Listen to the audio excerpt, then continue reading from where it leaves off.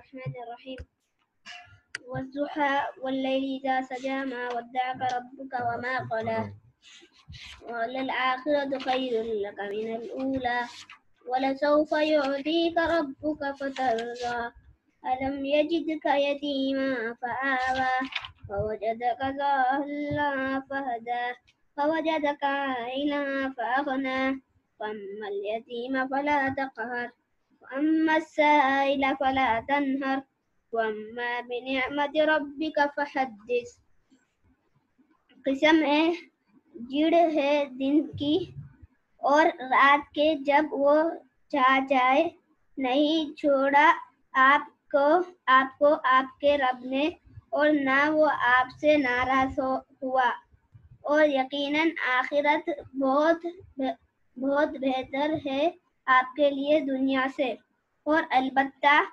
عنقریب عطا کرے گا آپ کو آپ کا رب کہ آپ راضی ہو جائیں گے کیا نہیں پایا اس نے آپ کو بے یتیم پھر اس نے جگہ دی اور اس نے پایا آپ کو ناوقف رہا پھر اس نے ہدایت دی اور اس نے پایا آپ کو تاکہ جنگے دست تو اس نے غنی کر دیا لہذا یتیم تونا سختی کیجیے اس پر اور لیکن سائل تونا آپ چھوڑے گے اسے اور لیکن نعمت اپنے رب کی تو اسے بیان کیجئے صدق اللہ العظیم الحمدللہ وکفا وسلام علی عبادہ الذین اصطفى اما بعد قال اللہ تعالی فاعوذ باللہ من الشیطان الرجیم بسم اللہ الرحمن الرحیم لیس البر ان تولوا وجوہکم قبل المشرق والمغرب ولكن البر من آمن باللہ واليوم الآخر والملائکة والکتاب والنبیین وآتى المال على حبه ذوي القربى واليتامى والمساكين وابن السبيل والسائلين وفي الرقاب وقام الصلاة وآتى الزكاة والموفون بعهدهم إذا عاهدوا والصابرين في البأساء والضراء وحين البأس أولئك الذين صدقوا وأولئك هم المتقون۔ نیکی یہی نہیں ہے کہ تم اپنے چہرے مشرق کی طرف پھیر دو، بلکہ نیکی تو اس کی ہے جو ایمان لایا اللہ پر، یوم آخر پر اور فرشتوں پر اور انبیاء پر، اور دیا اس نے مال اس کی محبت میں قرابت داروں کو، یتیموں کو، محتاجوں کو، مانگنے والوں کو، اور گردنیں چھڑانے میں، اور نماز قائم کی اور زکوٰۃ ادا کی۔ اور وہ کہ جو اپنے عہد کو پورا کرنے والے ہوں جبکہ باہم معاہدہ کر لیں، اور بالخصوص صبر کرنے والے فخر و فاقہ میں، تکلیف میں اور جنگ کے وقت، یہی وہ لوگ ہیں جو کہ سچے ہیں، اور یہی وہ لوگ ہیں کہ جو متقی ہیں۔ محترم ناظرین، میں اللہ تبارک و تعالیٰ کا شکر بجا لاتا ہوں کہ اس نے پھر ایک بار ہمیں اس ماہ مبارک کی رحمتوں اور فضیلتوں سے فائدہ اٹھانے کا موقع عنایت فرمایا، جبکہ آج ساری دنیا دہشت زدہ ہے، دنیا کی رونقیں ختم ہو چکی ہیں، لوگ اپنے گھروں میں رہنے پر مجبور ہیں، تقریباً 3 لاکھ لوگ نقمہ اجل ہو چکے ہیں، اور ہم اجتماعی عبادت سے بھی محروم ہیں۔ ہمارے لیے ہمارے گھر ہی عبادت گاہیں ہیں، ہمارے لیے فرصت کا بہترین موقع ہے۔ ہم زیادہ سے زیادہ اس وقت کا استعمال کر کے روحانی کیفیت اپنے اندر پیدا کر کے اللہ کا قرب حاصل کر سکتے ہیں۔ عزیزوں، ہم روزوں کے ذریعے سے اپنی زندگی کو پاکیزہ بنائیں اور متقین کی فہرست میں شامل ہو جائیں، کیونکہ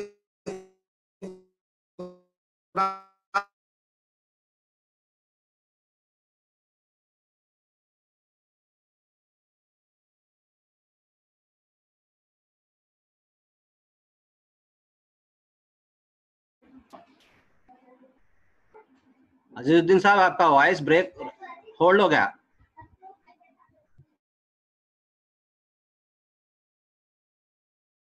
پیدا کرنا چاہتا ہے۔ اس آیت کے اندر اللہ تبارک و تعالیٰ نے تقوی کی حقیقت کو بیان فرمایا ہے۔ یہ آیت مبارکہ قرآن قرآن مجید کی طویل آیات میں سے ہے. اس کی اہمیت یہ ہے کہ قرآن مجید میں آیت الکرسی کو توحید کے بیان میں جو مقام حاصل ہے، اسی طرح صراط مستقیم کے بیان میں اس آیت بر کو وہی مقام حاصل ہے. اس آیت مبارکہ کا مضمون حقیقت بر ہے. اس کا آغاز ہوتا ہے خاص قسم کی نیکی کی تصور کی نفی سے، جو اس کے پس منظر میں بیان کی گئی ہے. نیکی کی اصل حقیقت، اس کی روح کیا ہے، اس کا نقطہ آغاز کیا ہے، اس کے عملی مظاہر میں پہلے کیا ہے اور بعد میں کیا ہے، اور پھر اس کی چوٹی کیا ہے. آئیے پہلے اس کے مضمون کی اہمیت کو ہم سمجھ لیتے ہیں. اس لیے کہ لوگوں کے ذہنوں میں نیکی کے مختلف تصورات پائے جاتے ہیں. ہمارے پاس ایک حلقہ ہے جس میں نماز، روزہ، عبادات پر بہت زور ہے، اور ان کا تصور نیکی اسی کے اطراف گھومتا ہے. ہو سکتا ہے کہ ایسے لوگوں کے اندر، ان کی سیرتوں کے اندر، ان کے کردار کے اندر متضاد پہلو نظر آئیں. ہو سکتا ہے کہ ایسا شخص سنگدل ہو، کٹھور ہو، کسی کی مصیبت میں دیکھ کر تڑپ نہ اٹھے. ہو سکتا ہے کہ کاروبار میں فریب ہو، دھوکے سے کام لیا جا رہا ہے، اور اس کے ساتھ ساتھ نماز بھی پڑھی جا رہی ہے، روزہ بھی رکھا جا رہا ہے، اور جو عمرہ بھی ہے، اور ساتھ ساتھ سودی کاروبار بھی ہو رہے ہیں، بلیک مارکیٹنگ ہو رہی ہے، غلط حسابات رکھے جا رہے ہیں، اور اس طرح سے کوئی قباحت ہی محسوس نہیں ہوتی. ایک اور طبقہ ہے، آپ کو ملے گا اس کے برعکس ہمارے ہاں جدید تعلیم یافتہ لوگوں کا. آپ کو یہ کہتے ہوئے ملے گا کہ نماز، روزہ یہ تو ذاتی معاملہ ہے زندگی کا، کوئی کرتا ہے تو اپنے لیے، کوئی نہیں کرتا ہے تو اپنے لیے، برحال اس کا معاملہ اسی کے ساتھ ہے. اصل نیکی تو یہ ہے کہ انسان سچ بولے اور اپنے فرائض منصبی ادا کرے، اور جھوٹ نہ بولے، فریب نہ کرے، ظلم نہ کرے. وہ دو معیارات ہمارے سامنے ہیں نیکی کے تصور کے. ایک تصور مذہبی طبقے کا ہے، بالخصوص علماء کا وہ تصور کہ جس پر مسیح علیہ السلام نے تنقید کی ہے، جس کی نمایاں مثال علماء یہود کی.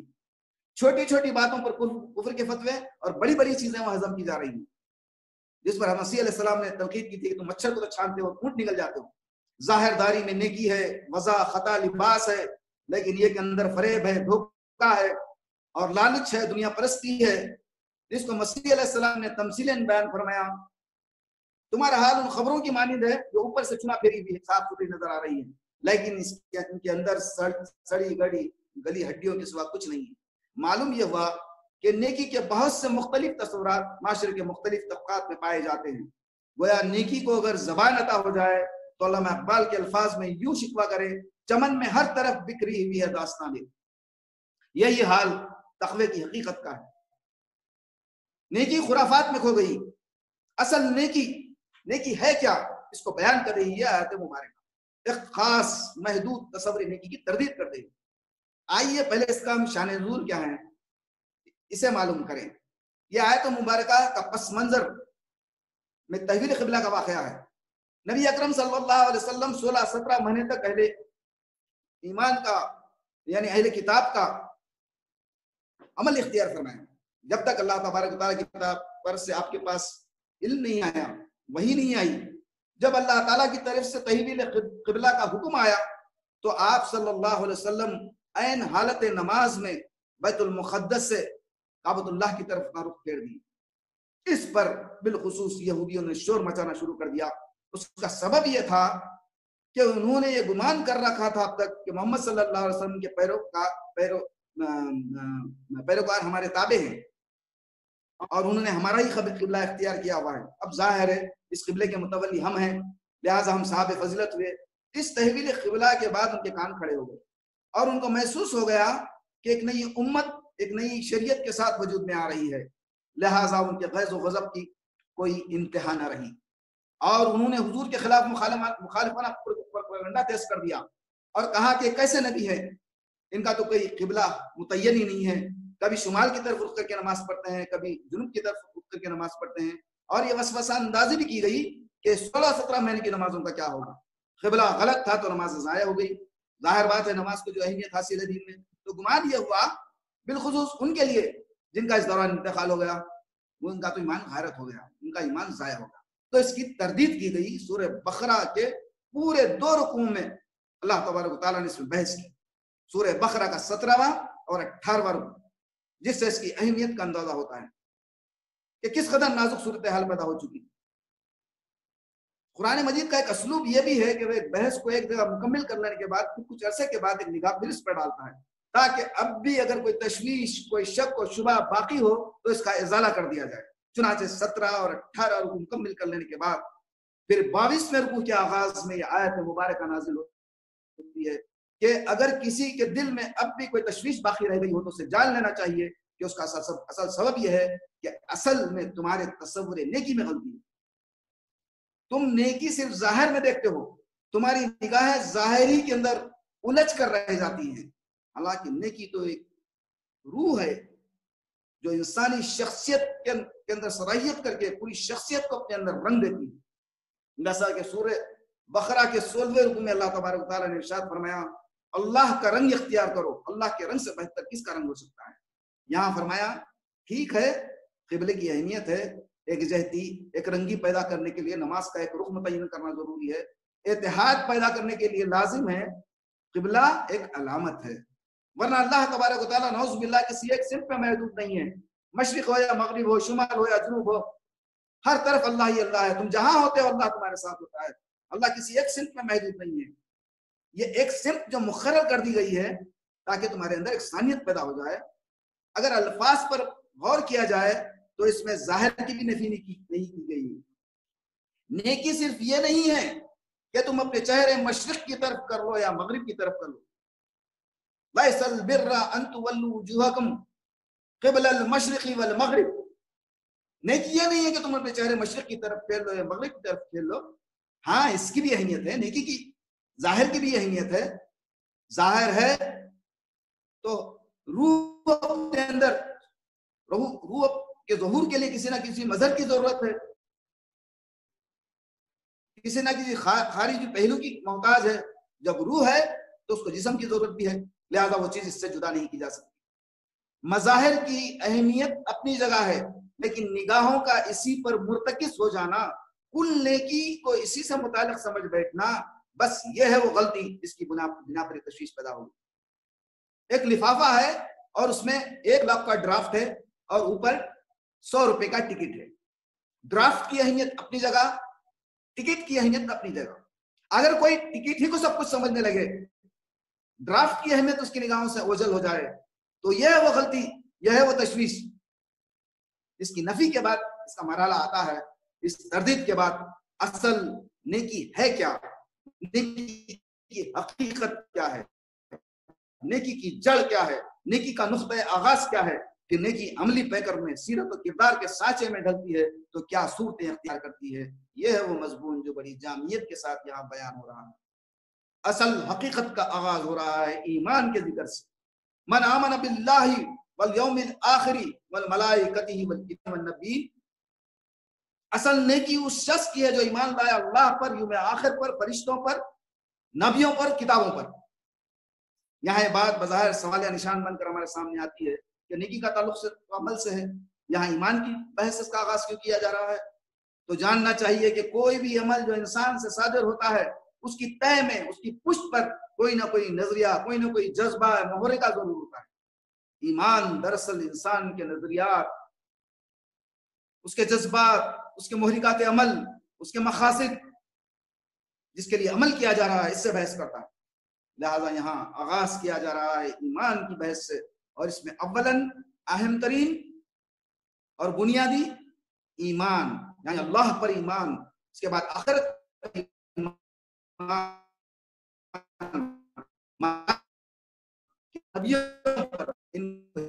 تینوں ایمانیت کا بڑا گہرا ربط ہے نیکی کی بحث سے۔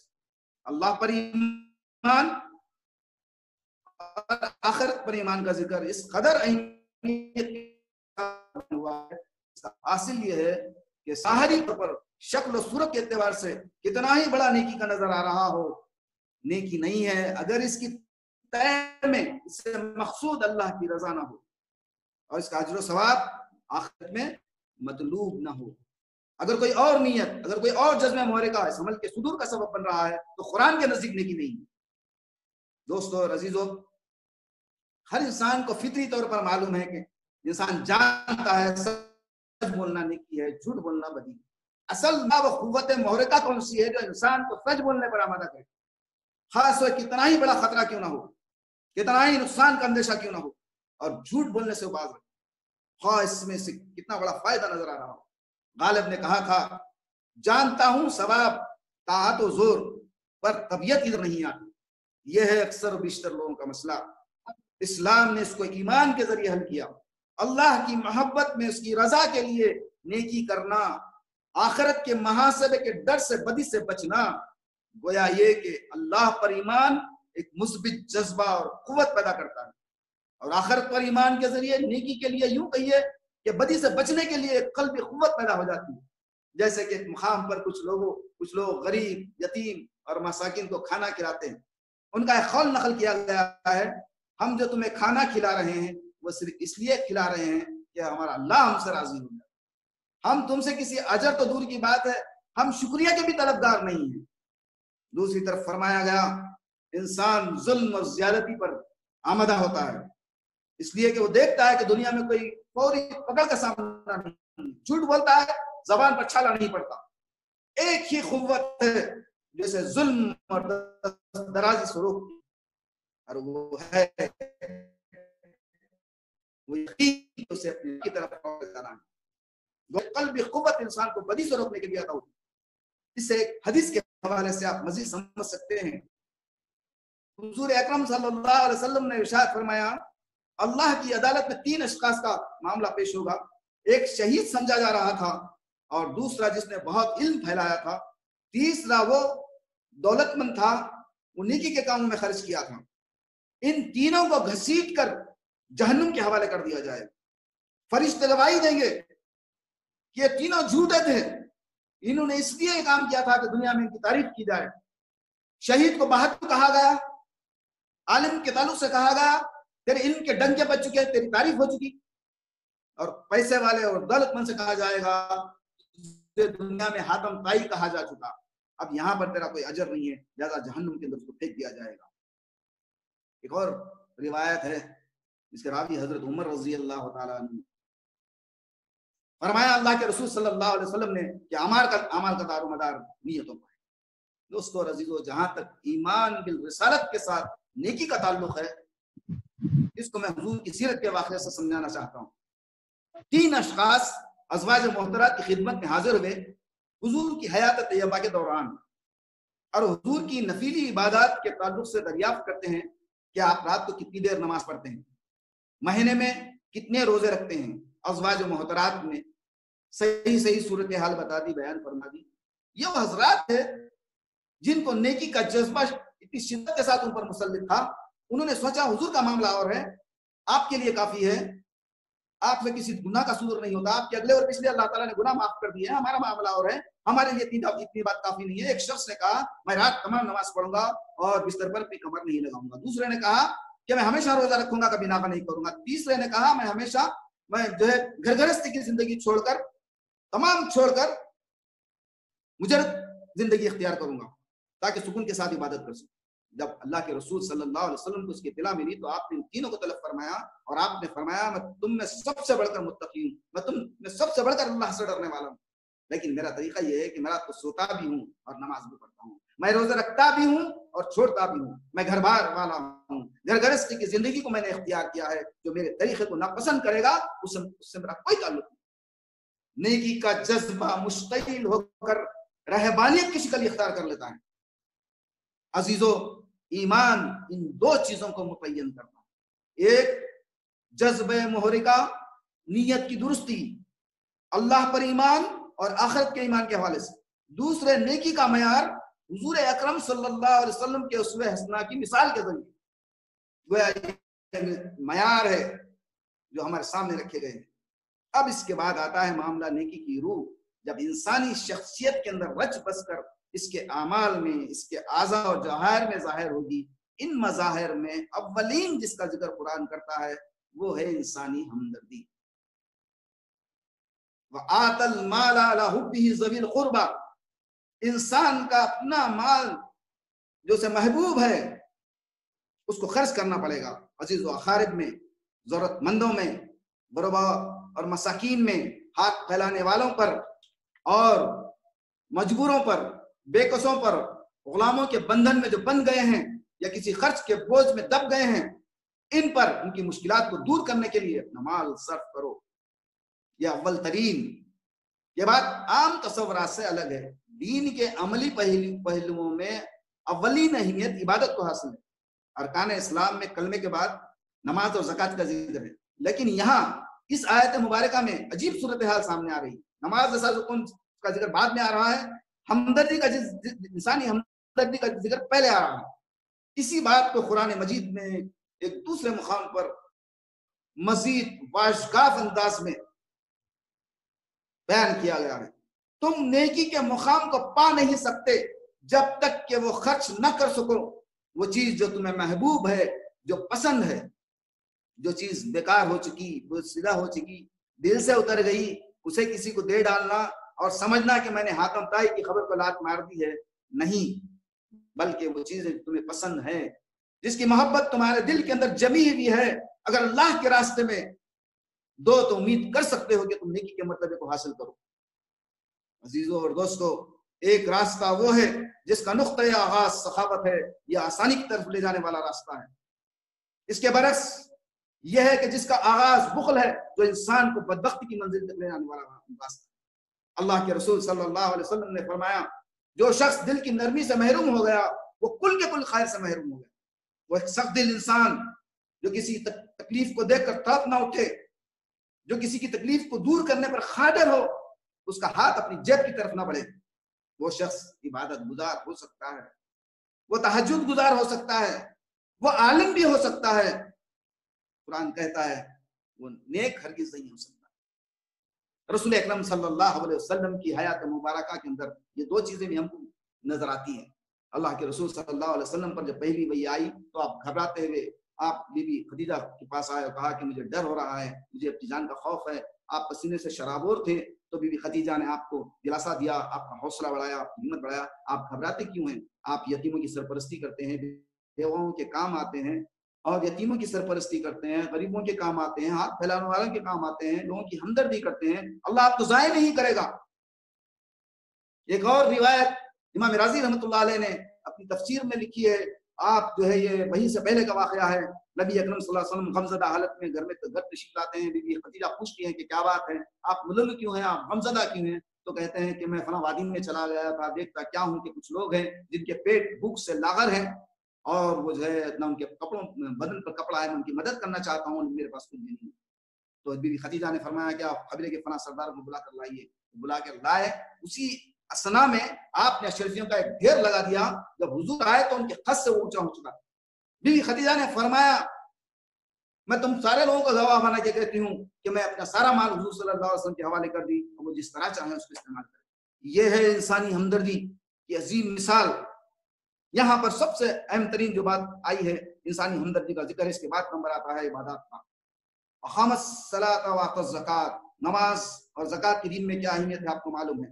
اس کی اہمیت کو آپ اور ہم اچھی طرح جانتے ہیں. یہاں یہ بات سمجھ لینا چاہیے کہ ترتیب میں دو الفاظ آئے ہیں. ایک دو چیزیں آئی تھی، ایک ہے روح ایمان، نیکی کی روح ایمان، اور دوسرے انسانی ہمدردی، خدمت خلق.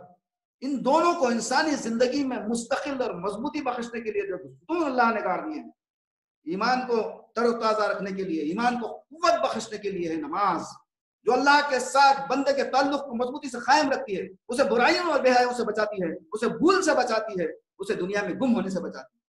کافر کی پہچان کہ آفاق میں گم ہے، اور مومن کی پہچان کہ اس میں ہے آفاق، جو اسے زندگی کے معاملات سے بار بار کھینچ کر باہر لاتی ہے اور اپنے رب کے سامنے اپنے عہد کو اثر تازہ کراتی ہے. الحمدللہ رب العالمین، ایمان کی تجدید ہو گئی. مالک یوم الدین، ایمان بالآخرت کی تجدید ہو گئی.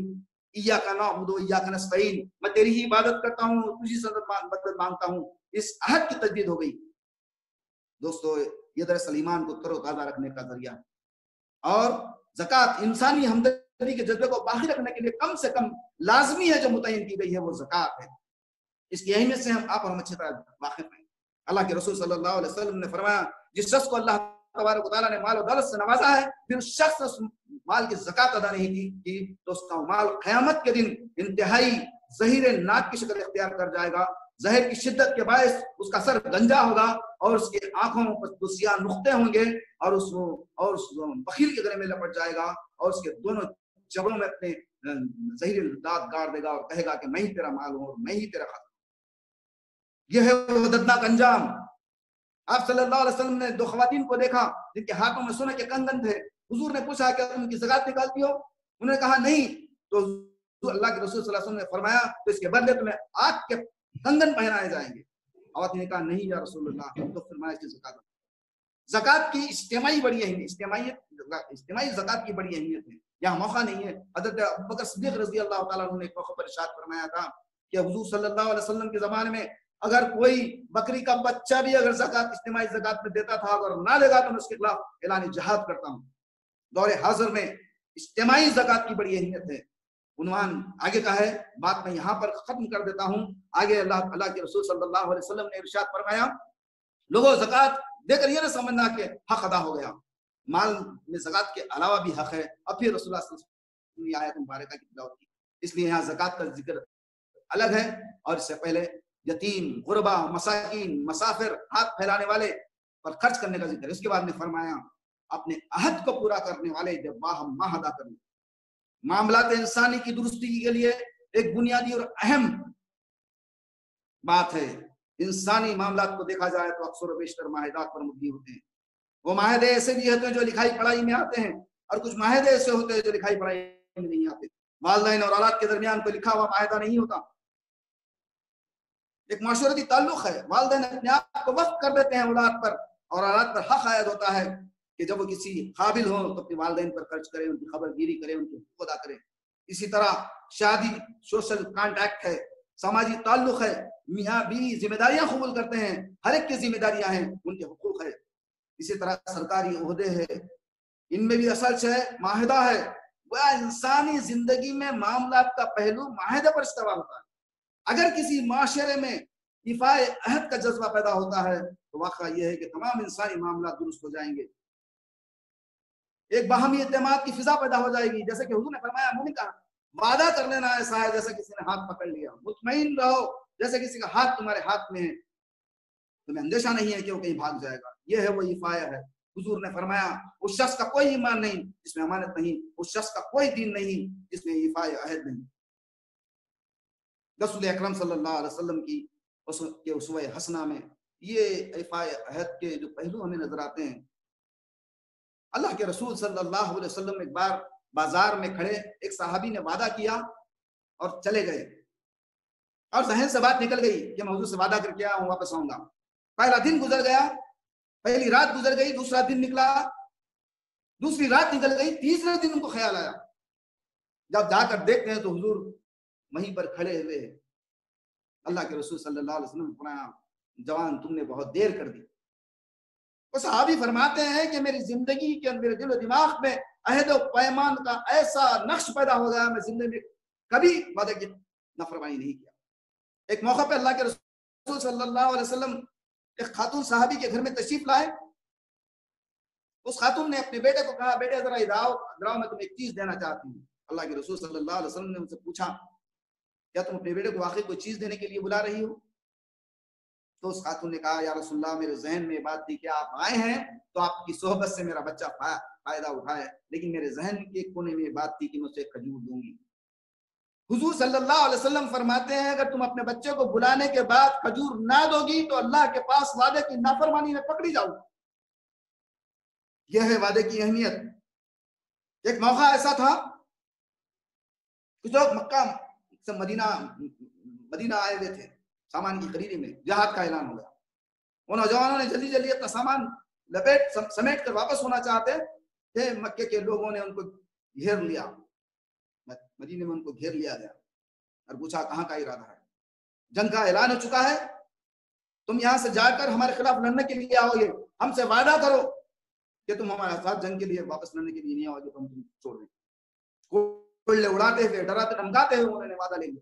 حضور اکرم صلی اللہ علیہ وسلم کے پاس آئے. جنگ بدر کا معاملہ تھا، 313 لوگ تھے، ہزاروں کے مقابلہ تھا، ایک آدمی کی حیثیت تھی. وہ نوجوان جہاد میں شریک ہونا چاہتے. اللہ کے رسول صلی اللہ علیہ وسلم نے فرمایا مومن کا وعدہ پتھر کی لکیر ہے، تم لوگ جہاد میں نہیں جا سکتے. دوستو اور عزیزو، دنیا کے کسی بھی قانون کے اندر پستول اور خنجر کی نوک پر لیا ہوا وعدہ نہیں. قربان جائیے اللہ کے رسول صلی اللہ علیہ وسلم کے کہ انہوں نے عہد و پیمان کی عظیم مثال دنیا کے سامنے پیش کی. عزیزان محترم، یہ دراصل بندے اور خدا کے درمیان ایک معاہدے کا نام ہے، میں تیری ہی عبادت کرتا ہوں اور تجھی سے مدد مانگتا ہوں۔ ایک شخص چند روپیوں کے اندر وعدے کا پابند نہیں ہے تو 1 لاکھ میں کیسے ہو سکتا ہے؟ ہم اللہ سے بار بار عہد کرتے ہیں کہ پوری زندگی تیری فرما برداری کروں گا، اطاعت کروں گا، پوری زندگی تیری اطاعت کروں گا۔ یہ ہے وہ وعدہ جو بار بار کیا جاتا ہے۔ آخر میں اللہ تبارک و تعالیٰ اس آیت مبارکہ کے آخر میں اللہ تعالیٰ ارشاد فرماتا ہے، صبر کرنے والے فخر و فاقہ میں، تکلیف میں، جنگ کے وقت، یہ دراصل نیکی کی چوٹی ہے۔ یہ ہے کہ انسان حق کے لیے، صداقت کے لیے، نیکی کے لیے، عدل کے لیے، انصاف کے لیے اصرار کر سکے، مصیبتیں جھیل جائے، جان و مال کی بازیاں لگا دے، وقت آئے تو فخر و فاقہ برداشت کرے، جسمانی تکلیف جھیل جائے، اگر ضرورت پڑے تو اپنی جان ہتھیلی میں لے کر میدان جنگ میں کود پڑے۔ دوستو، اگر کسی میں یہ بلبوتا نہیں ہے، اگر کسی میں کردار کی یہ پختگی نہیں ہے تو وہ حقیقتاً نیکی نہیں ہے، بلکہ نیکی کا ایک ظاہری پردہ ہے۔ وہ نیکی جس کو قرآن نیکی تسلیم کرتا ہے وہ نیکی ہے جو بدی کی آنکھوں میں آنکھیں ڈال کر اسے پنجہ آزمائی کرے۔ یہ نہیں کہ نیکی کے علمبردار گوشوں میں قید ہو جائیں اور بدی کے لیے میدان کو کھلا چھوڑ دیں۔ نیکی کو قائم کرنے والے، نیکی کا بول بالا کرنے والے، صبر کے ساتھ، استقلال کے ساتھ تکالیف کو جھیلتے ہوئے، بڑی سے بڑی قربانی سے پیچھے نہ ہٹتے ہوئے اللہ کے راستے میں آگے بڑھنے والے، یہ ہیں وہ لوگ، اولئک الذین صدقوا، یہ لوگ ہیں سچے ہیں، یہ اپنے دعوے ایمان میں سچے ہیں۔ اللہ کے رسول صلی اللہ علیہ وسلم نے ارشاد فرمایا، نیکی سے انسان کو نجات ملتی ہے، نیکی سے انسان کامیاب ہوتا ہے، سچائی سے انسان کو کامیاب ہوتی ہے، اور سچائی سے انسان کامیاب ہوتا ہے، اور جھوٹ سے انسان ہلاک ہوتا ہے۔ اسی کی طرف اشارہ ہوا ہے سورہ صف میں، اللہ کو تو اپنے محبوب ہے وہ بندے جو اس کے راہ میں جنگ کرتے ہیں، اس طرح سیسا پلا ہی بھی دیوار۔ عزیزان محترم، ابھی میں نے آپ کے سامنے حقیقت تقوی کے عنوان کے اوپر قرآن کی اس آیت مبارکہ کے مختلف پہلوؤں کو میں نے آپ کے سامنے رکھنے کی کوشش کی ہے۔ یہ اسلام کے تصور نیکی کا نقطۂ عروج ہے جو ہمارے سامنے آیت مبارکہ پیش کرتی ہے۔ جو یہ صفات اپنے اندر اختیار کرتے ہیں، حقیقت میں متقی یہی لوگ ہیں، اولئک هم المتقون۔ اللہ تعالیٰ سے دعا ہے کہ اللہ تبارک و تعالیٰ ہمیں یہ تقی نقطۂ عروج تک پہنچنے کی توفیق عطا فرمائے، آمین یا رب العالمین، وآخر دعوانا ان الحمد للہ رب العالمین۔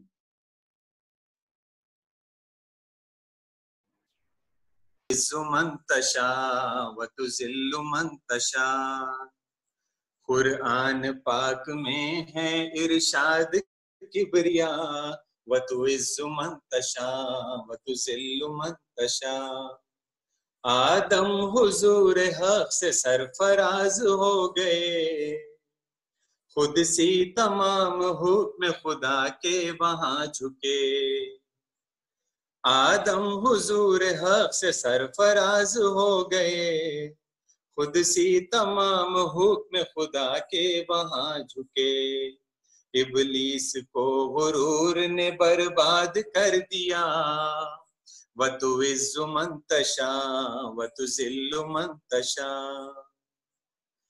فرعون غرق ہو گیا رب کے عذاب سے، موسیٰ کی قوم پار ہوئی موج آب سے۔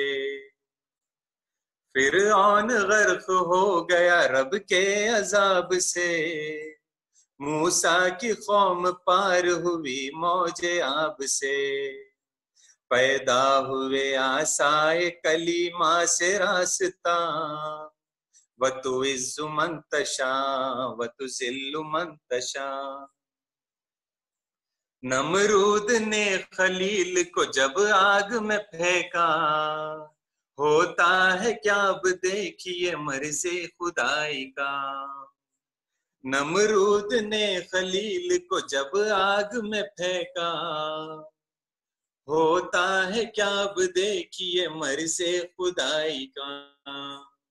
जलती हुई अंगार को गुलजार कर दिया, व तु इज़्ज़ु मन तशा व तुज़िल्लु मन तशा। शद्दाद ने जब जन्नत बनवाई ज़मीं पर, खुश था कि अब झुकेगी खुदाई मेरे दर पर। शद्दाद ने जब जन्नत बनवाई ज़मीं पर, खुश था कि अब झुकेगी खुदाई मेरे दर पर। खुद ही न देख पाया वो दुनिया से चल बसा, व तु इज़्ज़ु मन तशा व तुज़िल्लु मन तशा। हाथी तमाम झुक गए काबे को देख कर, कितने जलील लोग थे माने न वो मगर। हाथी तमाम झुक गए काबे को देख कर, कितने जलील लोग थे माने न वो मगर। रूई की तरह धुनक उठी कौमे अब्रहा, व तु इज़्ज़ु मन तशा व तुज़िल्लु मन तशा। दीन खुदा का जब किया ऐलान नबी ने, पत्थर से कोई मारा तो गाली दी किसी ने। दीने खुदा का जब किया ऐलान नबी ने, पत्थर से कोई मारा तो गाली दी किसी ने। हंस हंस के आप फिर भी करते रहे दुआ, व तु इज़्ज़ु मन तशा व तुज़िल्लु मन तशा। हजरत बिलाल ने जब काबे में अज़ान दी, लोगों में गजब की अजब जान पड़ गई। हजरत बिलाल ने जब काबे में अज़ान दी, लोगों में गजब की अजब जान पड़ गई। हय्या अलस्सलाह हय्या अलल फलाह, हय्या अलस्सलाह हय्या अलल फलाह। कुरान पाक में है इरशाद किबरिया, व तु इज़्ज़ु मन तशा व तुज़िल्लु मन तशा, व तु इज़्ज़ु मन तशा व तुज़िल्लु मन तशा। जज़ाकल्लाह खैर। माशाल्लाह अतीक भाई, माशाल्लाह। माशाल्लाह ब्रदर अतीक, ये थे आपके सामने ब्रदर अतीक तराना नज़म पेश कर रहे थे। और इसके बाद असल में प्रोग्राम